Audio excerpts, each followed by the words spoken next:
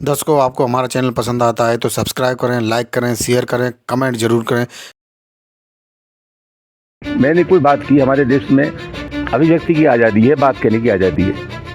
मैं ये मान के नहीं चलता कि मेरी बात से पूरा देश और दुनिया सहमत होगी। असहमति हो सकती है, मेरी बात से नाइतफाकी हो सकती है, मेरी बात से विरोध हो सकता है, लेकिन विरोध दर्ज करने के तरीके हैं लोकतंत्र में। प्रदर्शन है, धरना है, सत्याग्रह है, आप अखबार में जाइए, कुल मिला करके मुकदमा करिए, ये तरीके हैं जनतंत्र में विरोध करने के लिए। लेकिन ये तो विशुद्ध अवांछनीय तत्वों का हमला है, गुंडई है।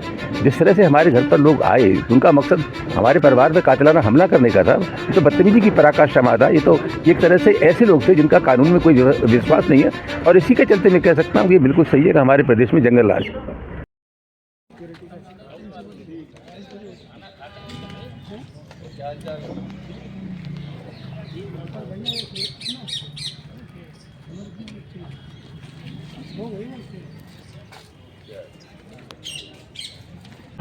नमस्कार दर्शकों, मैं हूं अमित बोरसन और आप देख रहे हैं रेंजर टीवी इंडिया, ना धर्म ना जात, केवल सच के साथ। दर्शकों, आज हम उपस्थित हैं जनपद आगरा में।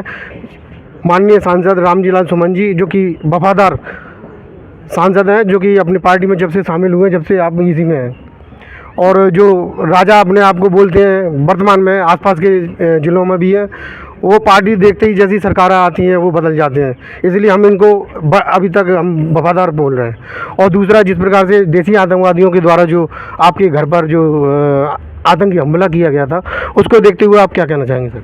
देखिए, मैंने कोई बात की, हमारे देश में अभिव्यक्ति की आज़ादी है, बात कहने की आज़ादी है।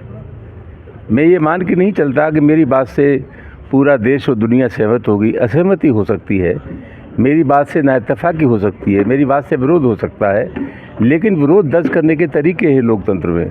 प्रदर्शन है, धरना है, सत्याग्रह है, आप अखबार में जाइए, कुल मिला करके मुकदमा करिए, ये तरीके हैं जनतंत्र में विरोध करने के लिए। लेकिन ये तो विशुद्ध अवांछनीय तत्वों का हमला है, गुंडई है। जिस तरह से हमारे घर पर लोग आए, तो उनका मकसद हमारे परिवार पर कातिलाना हमला करने का था, ये तो बदतमीजी की पराकाष्ठा था। ये तो एक तरह से ऐसे लोग थे जिनका कानून में कोई विश्वास नहीं है, और इसी के चलते मैं कह सकता हूँ कि ये बिल्कुल सही है कि हमारे प्रदेश में जंगल राज।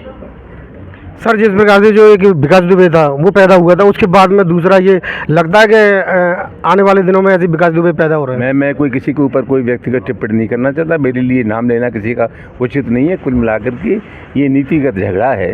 कुछ लोग ऐसे हैं हिंदुस्तान में जिनकी मानसिकता है, वो दबे पे से जो लोग हैं, पिछड़े लोग हैं, अक़लियत के लोग हैं, उनके साथ इंसाफ नहीं करना चाहते। ये वही मानसिकता के लोग हैं। जब श्री अखिलेश यादव उत्तर प्रदेश के मुख्यमंत्री नहीं रहे, तो उनका घर गंगा जल से साफ़ किया गया। ये वही लोग हैं जो कमज़ोर वर्गों के लोगों के बारात नहीं चढ़ने देते। ये वही लोग हैं जो मुसलमानों की नीयत पर रोब शक करते हैं और ये कहते हैं कि भाई ये बाबर के औलाद हैं, जबकि हिंदुस्तान का मुसलमान अपना आदर्श बाबर को नहीं मानता, मोहम्मद साहब को मानता है।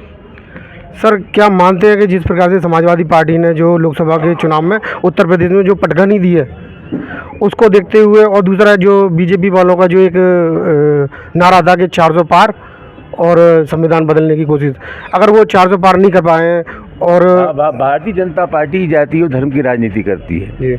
हम ऐसा मानते हैं कि राजनीति का सवाल रोटी से है, हमारी रोज़मर्रा की ज़िंदगी की जो समस्याएं हैं उनसे है।